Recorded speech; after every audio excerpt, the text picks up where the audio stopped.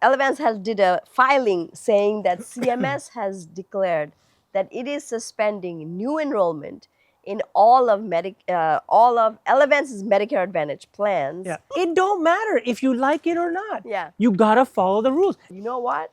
I think Senators Josh Hawley and Elizabeth Warren, Republican and Democrat from Missouri and Massachusetts, might have been listening. Well, I mean, all bills start off with like everything that I people get want. it, but this is like, you're talking about like epic destruction here. This is, wait for it, bigly.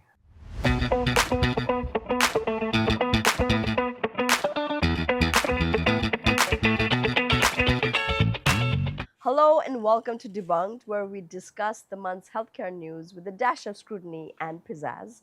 I have returned from India from a family wedding with mehndi or henna in my hands and a frog in my throat. So Samir and I are social distancing. We're more than like 6 feet apart. Thank God the weather is good here in California, so we can do it outside. All right. Again, have to acknowledge what's going on in the world before we discuss healthcare news. I think with ever-widening wars, President Trump is jeopardizing the mental health of all Americans. And I think we are all left wondering how his America First agenda has transformed into these multiple military adventures overseas. I will leave the analysis to political pundits and others well-versed in geopolitics. So let's start with CMS and Elevance Health. Samir, I don't know if you saw this. Elevance did a filing saying that CMS has declared that it is suspending new enrollment in all of Elevance's Medicare Advantage plans because the company has not complied with data submission requirements regarding its diagnostic codes tied to MA. Essentially, CMS is asking for medical documentation that will actually validate the codes, the diagnostic codes that they have been using. You know, there are cases of alleged fraud where CMS says, you know, people are upcoding, right, without. And this is years. This is, for several years. I think 5 years, if I was not mistaken. So anyway, why they're, it's really interesting why they're not complying. They're not saying we're not going to give the data. They are, Elevance Health is giving the data, but it's giving the data through external flash drives, while CMS saying, no, we have an electronics document submission system, please use that. And this has happened multiple times. So I don't know if this is more than a slap on the wrist, but you tell me, Samir, how big of a deal is this? How much of their membership is MA plans anyway? It's 5 to 6%. Oh, so. Okay, of the membership, right? Now, so compare, it just depends on how you define significant. Humana, 80% of revenue, Medicare revenue is Medicare Advantage, right? So that's a massive difference. Now, listen, I'm sorry. This is the stupidest thing I've ever heard. Like, I'm sorry. Like, so you're gonna submit your stuff on, look at me, fancy pants, encrypted USB flash drives. There's a system in place. Are you really kidding me? Like, you can't, like, here's the thing. You might think that the CMS system is shit. Okay? I'm saying this blindly. Okay? So you've not used the system. Hell no. Why would I use it? Right? I can't just assuming it's a government system. I'm just assuming, let's just assume that Elevance is like, this thing is crap. It don't matter. It don't matter if you like it or not. You gotta follow the rules. Everybody else is following the rules. Why are you so special? So what this makes me think is, maybe they don't give a shit about this 5 to 6%. I'm sure their members care. Okay? So it just it doesn't compute in my mind. Like, okay, this is like your kid coming and saying, man, I got an F on this test. It's like, okay, what are the instructions? Show your work. Well, I gave them the right answer. I got an F because I didn't show my work. I mean, this is the same shit. Like, the system is in place. You want to get paid? You want to get audited? You got to do it. And they didn't just do it once. They redid it several times. Oh my God! Like, how dumb can you get? So it tells me you maybe don't care. And if you don't care, I hope you do get slapped with fines, penalties, and they remove it, all this stuff. And it's unfortunate. They have till the end of March. They have to. Let's not hold our breath. Okay. Let's not hold our breath. Yeah. I mean, really, honestly, like this is how stupid you're going to be. Yeah. Like everybody else is doing it. Yeah. You're the only one in the news. And CMS is saying for this reason. For this reason. I mean, it doesn't make any sense to me. It is I mean, for me, because you said it's only 5 to 6% of their membership, I'm assuming revenue-wise, it's also not going to be pitiful. Huge. Yeah, it's like pennies, I'm guessing. And maybe that's why they don't care. Yeah. It's a bad look, that's all. It's a hugely bad look, and I just don't understand it. Like, it's just, some things people do, corporations do, and they have rationale behind it, right? Right. Selfish, motivations, money. This shit don't make no sense. Like, you might not like the system. I mean, Samir is forgetting his grammar. I'm just saying, you might not like it. Yeah. But dude, this is the rule. Yeah, fair enough. All right, moving on to something a little more serious, I guess. And equally exciting. Now, in our last episode, we discussed PBM reform before PBM reform became reality. I know this is like it's like you become the Energizer Bunny when you hear the term PBM reform. So we talked about it before it became reality. That became, more transparency has come through. Now Medicare fees, not Medicare, I'm sorry, fees tied to what fees PBMs charge are delinked from the list price of drugs only for Medicare Part D beneficiaries, but it's a start. At the time, you and I talked, this bill had not yet passed, but you talked about what could be possible. Yeah. And in that, while you championed other stuff, you said very clearly that breaking up the PBMs was not going to be possible. Broken up, it ain't going to happen immediately. Okay, there's a lot of ramifications in here. Yeah. Look, PBMs are embedded in Medicare Part D. So you said this is not going to be possible. You know what? I think Senators Josh Hawley and Elizabeth Warren, Republican and Democrat from Missouri and Massachusetts, might have been listening. They literally introduced a new bill called Break Up Big Medicine Act. And I thought that was just amazing what they are suggesting. Let me read aloud some of the description of the proposals. So the Break Up Big Medicine Act addresses the structural conflicts of interest which allow corporate giants to put profits over the interests of patients, taxpayers, employers, and independent providers. The legislation will, and then there are a series of bullet points. Let me go through those. The legislation will prohibit a parent company from owning a medical provider or management services organization and a PBM or an insurer. It will prohibit a parent company of a prescription drug or medical device wholesaler from owning a medical provider or management services organization. It will require that a company violating these conflicts of interest come into compliance within 1 year of the bill's enactment. It will create automatic penalties if a company fails to comply in a timely manner, including disgorgement of profits and forced sale of assets. And there are two more. It will enable the FTC, the Department of Health and Human Services, DOJ, state attorneys generals, and private parties to bring lawsuits against violators.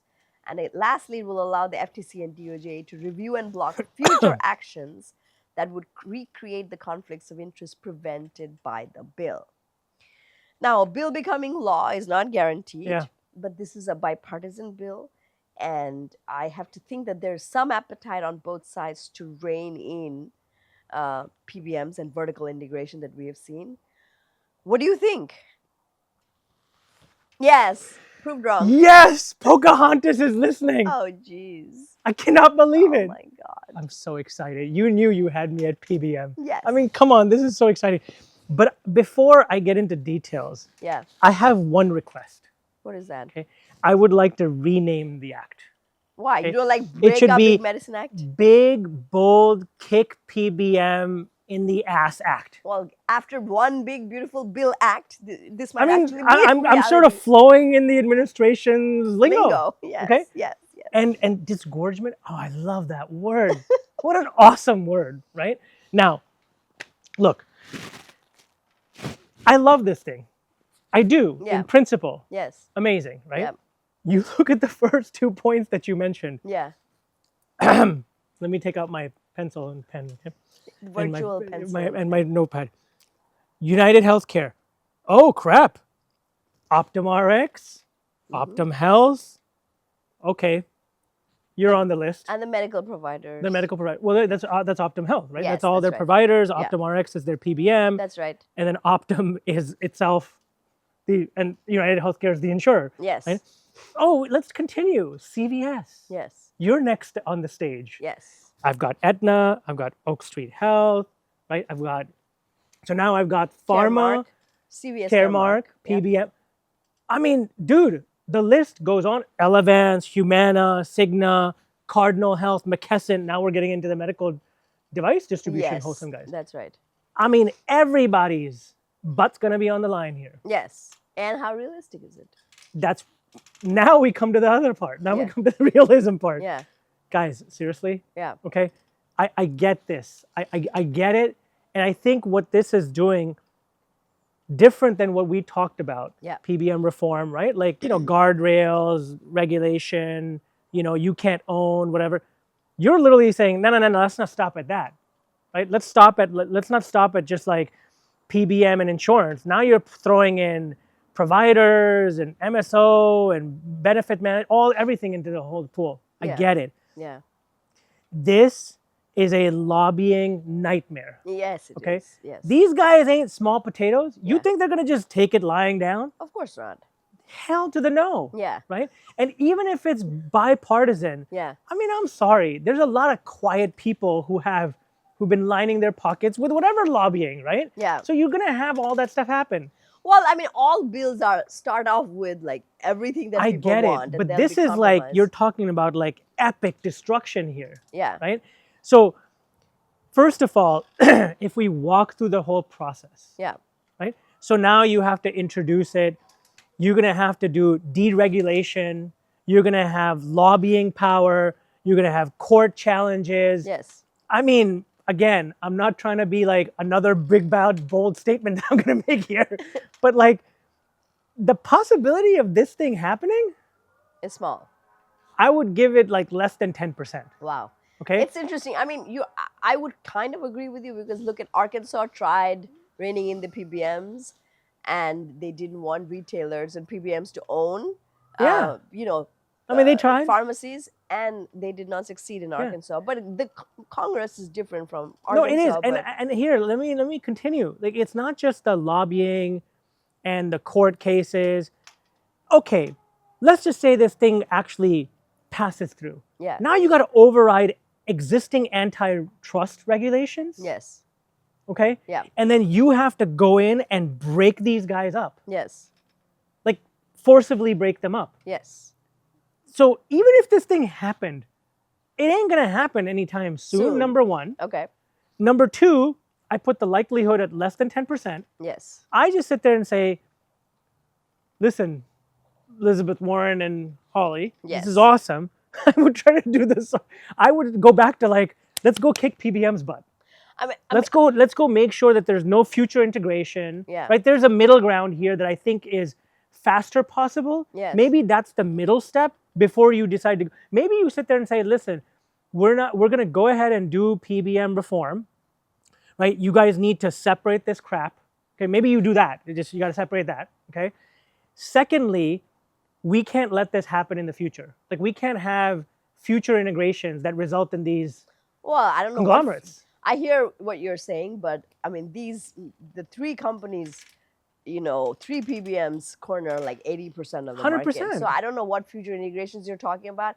I mean, I think but breaking up is hard to do. Yeah, but there are new PBMs coming out. Yes, right? Like what is it, Capital RX? Or Capital RX. Like there's other ones coming Abarca, up. There are a bunch of different and so companies. I would even be in favor of breaking the crap out of these three and being like, all right, we're going to RFI and RFP the entire future model. So you're saying if this bill was limited to the legacy PBMs, it would have a greater chance of passing than if you bring in the medical providers. And you're bringing in everybody, which number one. Number two, exactly. And you're throwing everything into the mix, right? You're sitting there going, listen, you can't be a provider, insurer, and a PBM all together. Yeah.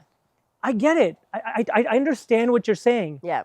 But, like what do you say? The Statue of Liberty's already been built. It's already standing in the water. Yeah. Now you want to go cut off its arm and cut off its leg and distribute it across the country. Well, I sort of disagree with the analogy that the PBMs represent No, Statue of I'm Liberty. not. Oh my Bad goodness. example. But you get what I'm saying. God. Is my point is there's something that's been established and it's been there forever, that the ripple effect of it. So the horses left the barn, essentially. Yeah, the ripple effect of it being broken out. I don't even know how you just start to even do that. And you think these people are going to just take it lying down. No, they're not. That goes without saying. That's the bigger thing. I'm not sitting there saying you shouldn't break them up. I'm sitting there saying it's damn near impossible to do it. But in the without meantime, major disruption. In the meantime, people are going to keep suffering. Yeah. So, like, do you want to do that? Or do you want to actually, like, cauterize the wound first? Yeah. I mean, that's what I'm saying. The thing that gives me pause, I like the idea of not, stopping vertical integration, but if I think of already pharmacies closing around the country, Walgreens is one company that is not a PBM, right? Yeah. They're owned by private equity. They're shutting, stores down because of profitability issues. So now you come in and you say, hey, CVS Health, you're an insurer. You have to sell off either the insurance business or the PBM business or the pharmacy. Then what happens to people being able to go and get their medications from their local pharmacy? And CVS is pretty spread out throughout the country. Look, this is another debate, and I know a lot of people in the pharmacies. I mean, it's been, independent pharmacies as small businesses are evaporating. Right. Right now. Right. I think last time I looked, which was a while ago, 5-6 years ago, it was still like 50-50, but I think it's like 70-30 now, or even bigger. Yeah. And you throw doctors into this mix, like, right? Because there's the other part of that, you're doing MSOs and provide. Yes. Dude, 80% of doctors now are corporates. Yes, very true. Right? Yeah. So I'm not trying to sit there and say, like, is there a relative comparable between outcomes, quality of care that physicians are delivering based on them being corporate, employees based on independent? I don't know, but I think here's a assessment. Here's a opinion that I'm going to have. I feel like small business physicians probably tried harder, and probably had better relationships with their community and their patients, than they do when they're just, they're standing in the line, just everybody else getting a paycheck. Yeah, I'm just throwing it out there. Yeah, I mean, again, the horses left the barn on this one too, because a vast majority of physicians are now employed by the hospital. They're not independent. Competition has crushed it, and it's all about buying power at the end of the day. Yeah. Why do you have these organizations that are so big? It always comes back down to what? Money. And scale, yeah. But it's all related, right? Yes, it all turns down to the ability to control cost and generate money. Yeah. And I'm controlling it. So look, I've actually even been involved with, believe it or not, something I don't talk about, the people don't know. I helped a very prominent physician in a big city in Texas, so I'll leave it at that, helped him build a hospital and design a hospital that was very patient forward. Okay. Amazing care, like very ahead of its time. Okay. 2 years later, shut down. Why? They could not compete on cost. Yeah. They couldn't compete. Yes. You had all these big health systems in Texas, and they just crushed him like the little bug he was. Right. But his scores, his CMS scores, his HCAP scores, his quality measures were through the roof those 2 years. They were like the best. They were kicking everybody's butt. Yeah. But guess what happened? Then the people who have the money go institute their power, right? In terms of negotiations on plans and costs and services, and just crush them. So the payers did him in, essentially. Payers did it in, all the negotiations for rates and everything did it in, because the fact is he or she is one tiny boutique 300-400 bed hospital. You don't have the buying power and capacity. True. Right? So it's unfortunate, but that's what happens. So this is another flavor of that. Now we're trying to go back to, we had commoditization, we had reform in that sense, where all these guys bought up everything, and now we're trying to decentralize it. Yeah, it's kind of like the airline industry. You mean consolidation? Consolidation, right? Not like it's like the airline industry, right? Like we've gone through government sponsored, then we went decentralized, now we're sort of going back to the same thing happened. I mean, look at it, so, like 20 years ago, we had probably triple the amount of airlines that we do now. Yeah, yeah.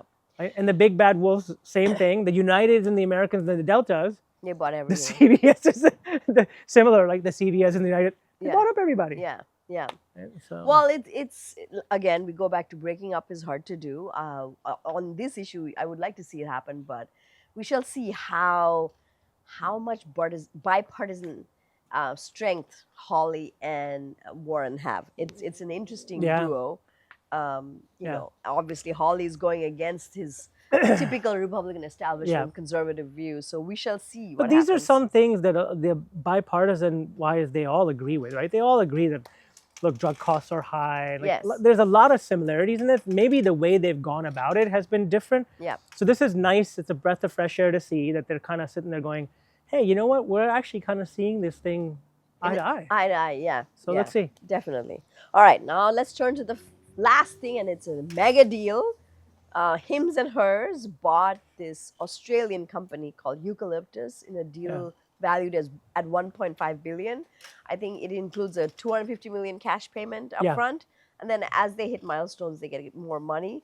Both these companies are direct-to-consumer companies. I think Hims and Hers started out only as Hims with erectile dysfunction drugs, if I'm not mistaken. And Eucalyptus basically runs, virtual clinics. They're also focused on men's health, reproductive care, as well as weight loss. Very similar copycat. Very similar, yeah. Actually, let me look at the names of their weight loss platform is called Juniper. The men's health program is called Pilot, and the fertility and reproductive care is called Kin. So I like the names. Now, again, Hims and Hers, very interesting. They were very successful in terms of healthcare companies going direct to consumer. They're few and far between, right? Companies like that, as you mentioned before, are recording today that Roe was one of the similar companies that has done well. Now, Hims and Hers has gotten into the news last year for GLP-1s, and they're in regulatory hot water because of the compounded GLP-1s that they're doing. There's some lawsuits involved. Now, with this acquisition, Hims and Hers gets access to international markets like Australia and Japan. So break it down for us. Why is this deal noteworthy other than the price tag involved? This is, wait for it, bigly. Bigly. All right. No, I mean, look, it is noteworthy, okay? First of all, I'm going to just take some liberty here. I'm going to call Hims and Hers H2 because I don't want to keep writing the whole damn word, okay? It's H2, okay? All right. Now, this is big, and if you kind of break down what is happening here, what's sort of the generalized thesis that H2 is going after? Hey, look, we're going to establish ourselves as a global DTC brand. Okay. Right? So international presence and everything. But this is also a little bit of maybe a little bit of like, oh, don't look at my compound GLP-1 problem here. Look at this new shiny toy I just bought. Look at this this nice little toy. So I think, yes, that's part of it. I think they're also trying to show the market that please don't confuse us with this compound GLP-1 sort of, pusher marketplace, whatever you want to call it. We're a legitimate D2C global brand. Right. Look at this. We're stretching, we're stretching out. We're exploring ourselves. And I think Eucalyptus, obviously, look, it's very similar in makeup. Now, you mentioned some of this. Yes, they do get Australia market, which is tiny, I get it, but they get exposure into Southeast Asia market. Yeah. They get exposure into UK market because Eucalyptus has UK presence. Interesting. And also, you said Japan and other markets. The other thing that's really interesting to look at is, and I read up on this a little bit, the compound GLP-1 regulatory framework in the US is different than the UK and Australia. Okay. So there might be a path there as well for sitting there going, well, we'll deal with what we have to do in the US. Yeah. But here's somewhere we can just go and hit the ground running. Interesting. Right? Okay. So I think it's very important and noteworthy from that perspective. Now, let's break down the deal in whatever little information we have. Okay, so Eucalyptus information is not out there. Yeah. Now I'm just going to do back of the napkin paper, math here. Okay. So 1.5 billion. Okay. If I assume a 4 to 6x multiple on revenue, which, believe me, in the D2C market is a little bit on the higher end. Right. Okay. You're looking at revenues between the 200 to 300 million mark, right? Yeah.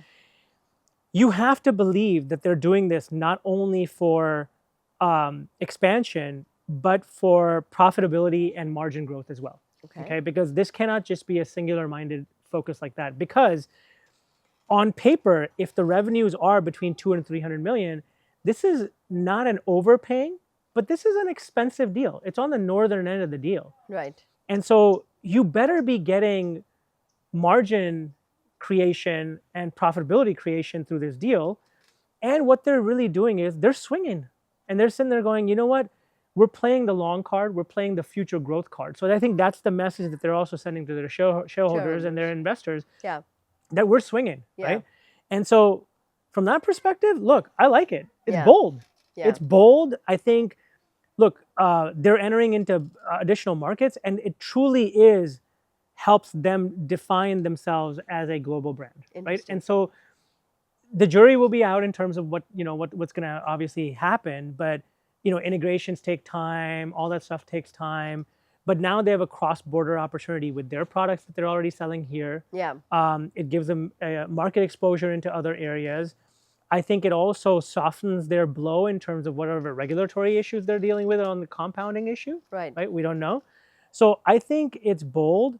I think it's the right thing to do for them. I think they've kind of felt like, look, we gotta make this move.